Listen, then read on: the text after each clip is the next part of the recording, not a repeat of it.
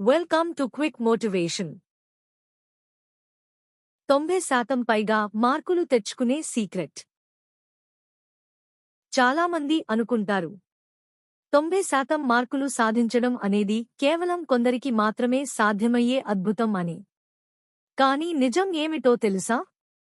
టాపర్కి, నీకు మధ్య ఉన్న తేడా కేవలం తెలివితేటలు కాదు. అది క్రమశిక్షణ మరియు సరైన పద్ధతి. నువ్వు నిన్నటి వరకు ఎలా చదివావు అనేది ముఖ్యం కాదు.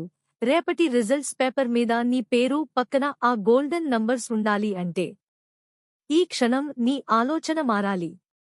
యుద్ధానికి వెళ్లే ముందు శత్రువు బలం ఎంతో తెలియాలి.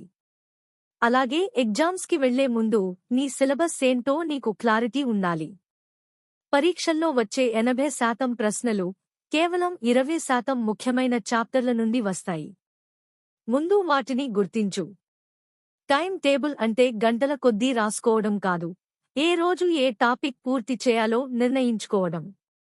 చదవాలి అనుకోకు, పూర్తి చేయాలి అని ఫిక్స్ అవ్వు.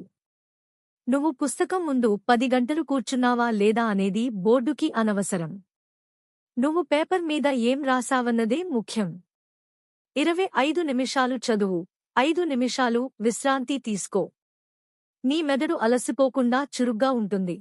చదివింది వదిలేయకు. కళ్ళు మూసుకుని నీకు నువ్వే ఆన్సర్ చెప్పుకో.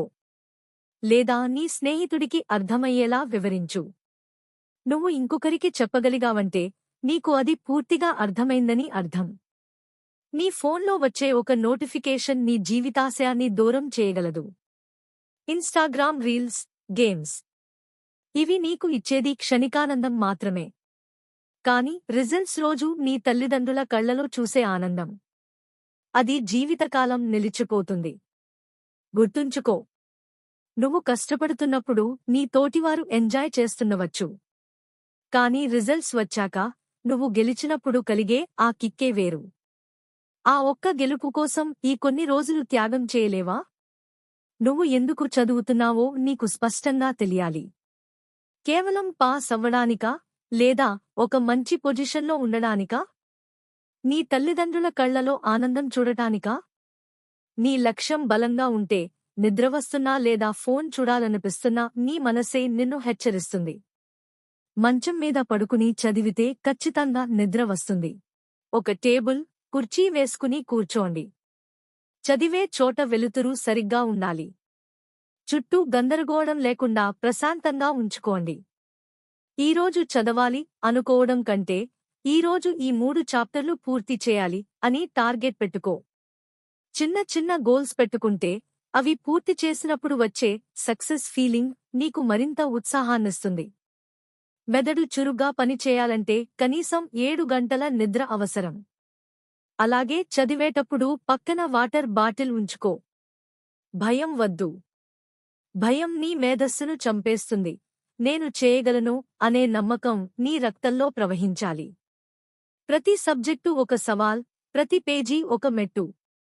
ఆ 90% మార్కులు నీ మేధస్సుకు ఇచ్చే సర్టిఫికేట్ కాదు, నీ పట్టుదలకు ఇచ్చే గౌరవం. నువ్వు సాధారణంగా పుట్టి ఉండవచ్చు, కానీ నీ మార్కులు అసాధారణంగా ఉండాలి. వెళ్ళు. పుస్తకం తీ. ఈరోజు నీ కష్టం రేపు నీ సామ్రాజ్యానికి పునాది కావాలి. ఒక్కటి గుర్తుంచుకో, ఈరోజు నువ్వు పడే ఈ కష్టం రేపు నీకు ఇచ్చే గౌరవం ముందు చాలా చిన్నది. ఈ వీడియో నచ్చితే మరిన్ని ఇలాంటి వీడియోలు కోసం మా ఛానల్ని సబ్స్క్రైబ్ చేయండి.